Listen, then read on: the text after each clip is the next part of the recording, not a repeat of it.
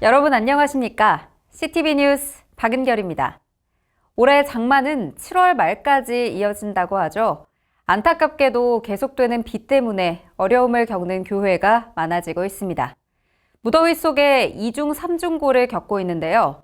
수해를 입는 교회보다 그들을 돕는 교회의 손길이 더욱 많아지길 기대하면서 CTV 뉴스 시작하겠습니다.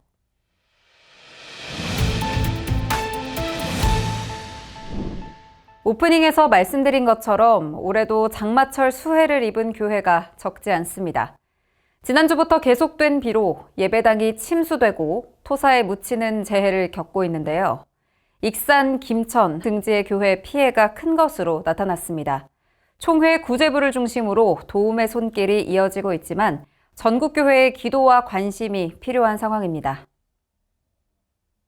지난 10일 전국을 덮친 비는 1년 강수량의 10%가 넘는 기록적인 폭우였습니다.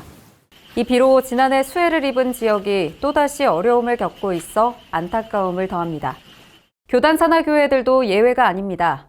안동으로부터 영남은 물론 충청도와 전라북도 지역 교회의 피해가 심각합니다.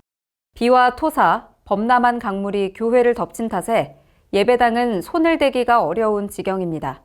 특히 피해가 심한 지역의 교회들은 인력과 재정이 부족해 복구 대책마저 요원합니다. 옥천에 위치한 하동교회는 서화천의 범람으로 예배당은 물론 사택과 식당, 쉼터, 교회 차량까지 모두 침수됐습니다. 익산 송산교회는 집안 침하 현상을 보이고 있습니다. 작년에 저희 교회는 입구 쪽에 있는 천장에 비로 인해서 무너져 내려서 그것 때문에 한참 이렇게 복구하는데 좀 어려움이 있었어요. 이곳저곳으로 이제 도움을 좀 받아서 비 피해를 막기 위해서 방수 공사를 좀 여러 번 진행을 했는데 전혀 예상하지 못한 곳에서 지금 비 피해를 입어서 예배 드리는데 좀 불편함이 있었어요. 속상하기도 하고 어려움들이 있기는 하지만 함께 기도하고 또 깨어 있으라라고 하는 그런 마음을 주셔서 잘 복구하고 있습니다.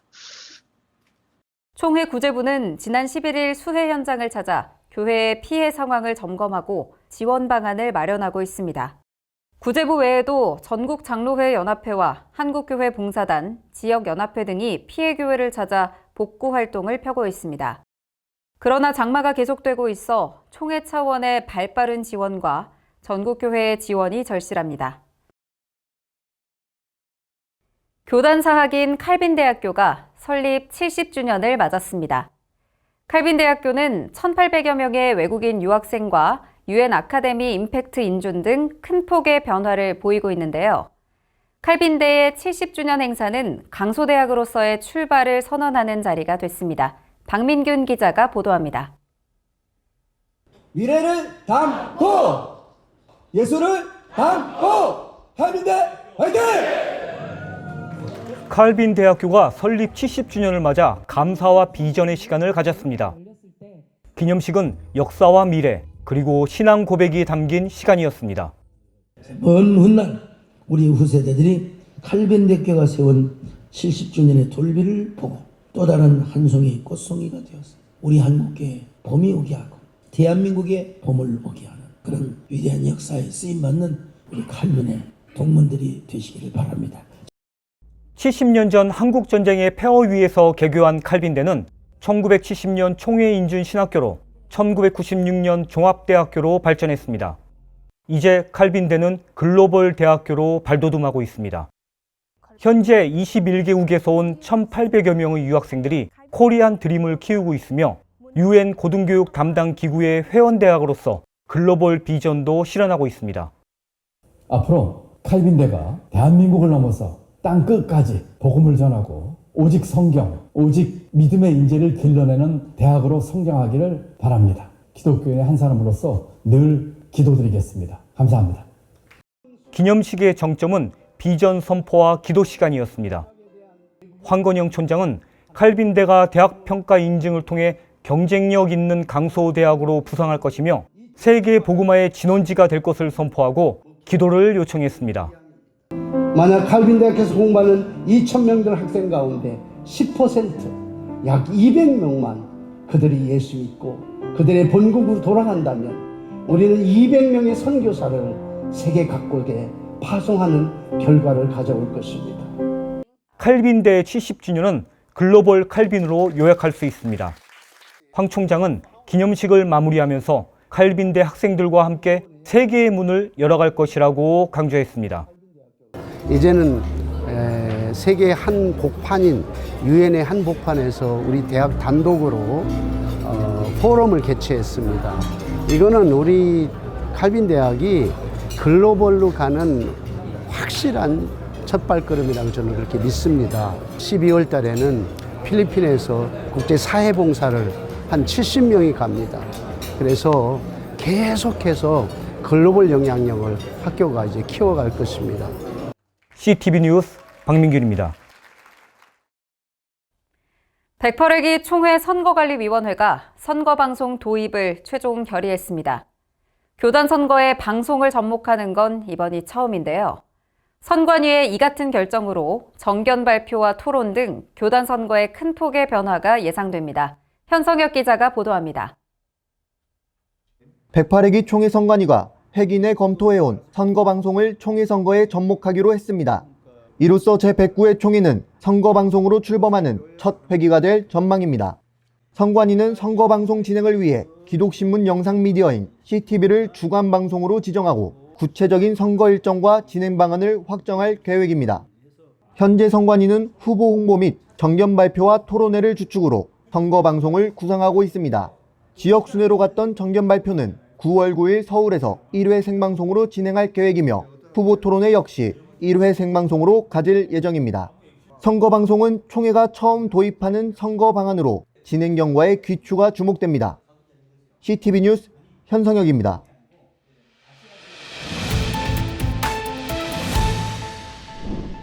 세계 복음화 전도협회라는 단체를 들어보셨습니까?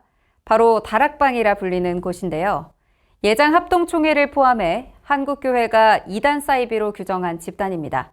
최근 다락방 신도들의 이탈 현상이 눈에 띄게 드러나고 있는데요. 지난 3월 다수의 목회자가 탈퇴한 데 이어 지난 16일에는 무려 100여 명의 다락방 목사들이 탈퇴를 선언했습니다. 탈퇴의 이유는 성폭력 등 목회자 타락이 그 이유라고 합니다. 다락방의 심상치 않은 분열 양상을 김희돈 기자가 보도합니다.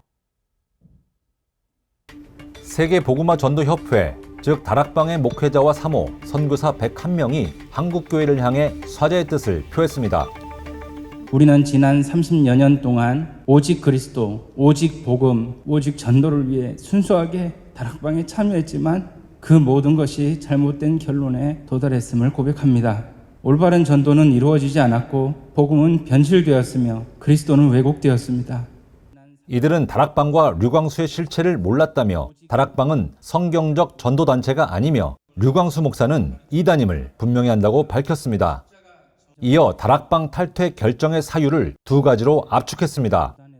유 목사 핵심 측근 목사의 성범죄 사건이 일어났고 그것을 조사하는 과정에서 우리는 유광수 목사와 다락방 본부 핵심 목사들의 성비위 사실과 재정 비리 정황을 포착하고 크게 당황하였습니다. 집단 탈퇴의 이유는 다락방 안에 만연한 성비위 문제와 재정 비리입니다. 특히 성비위 범죄는 다락방의 고질적인 문제라는 주장과 피해자 증언이 이어졌습니다. 어떤 목사는 울부짖는 피해자에게 내 안에 성령이 계시지 않느냐. 내가 기뻐하니까 성령도 기뻐하신다. 그게 성폭행 이후에 목사가 한 말입니다. 관계 이후에 걱정하는 여집사에게 이것도 세계복음화에 필요한 일이다. 탈퇴자들은 다락방의 성비위 문제가 긴 시간 반복된 범죄라며 미성년자의 피해도 속출하고 있다고 밝혔습니다. 이들은 다락방 지도부에 관련자 조사와 처벌을 요청했지만 오히려 사건을 부정하고 은폐하기에 급급했다고 주장했습니다. 기자회견 현장에는 다락방 측 인사들이 잠입해 성비위를 다락방 전체의 문제로 호도하지 말라며 고성을 지르기도 했습니다. 탈퇴자들은 다락방을 떠나 한국교회와 함께 복음의 길을 걷겠다며 기성교단의 지도를 기꺼이 받겠다고 밝혔습니다. 정으로 지금 이 상태에 있기 때문에 한국 교회 각계 교단에서 요구하신 대로 저희가 정식적인 절차를 다 따를 수 있도록 그렇게 해야 할 것입니다. 신학의 재교육이라든지 이렇게 해서 받아주실 수 있는 그런 상황이 될 때 그걸 다 따르고.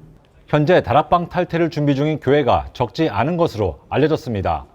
이에 다락방 출신 목사들의 기성교단 가입이 이어질 전망이어서 총회와 노회의 적확한 대비가 필요합니다. 중앙노회의 경우 지난 3월 다락방을 탈퇴한 목회자 10여 명의 가입 신청을 반려한 바 있습니다. CTV 뉴스 김희돈입니다. 다음 주 교단의 주요 일정입니다.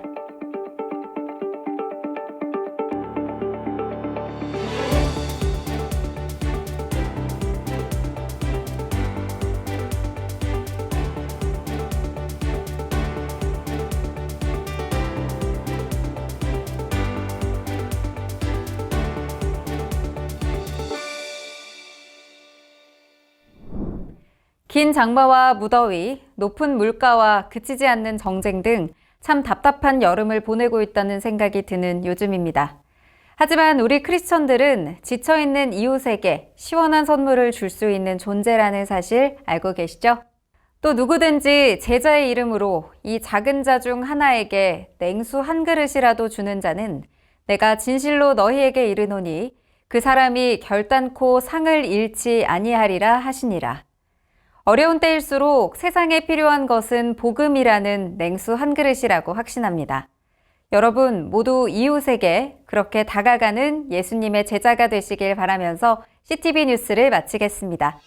다음 주 뉴스는 기독신문 휴관에 맞춰 한 주 휴방합니다. 8월에는 더 알차고 기쁜 소식을 담아 돌아오겠습니다. 고맙습니다.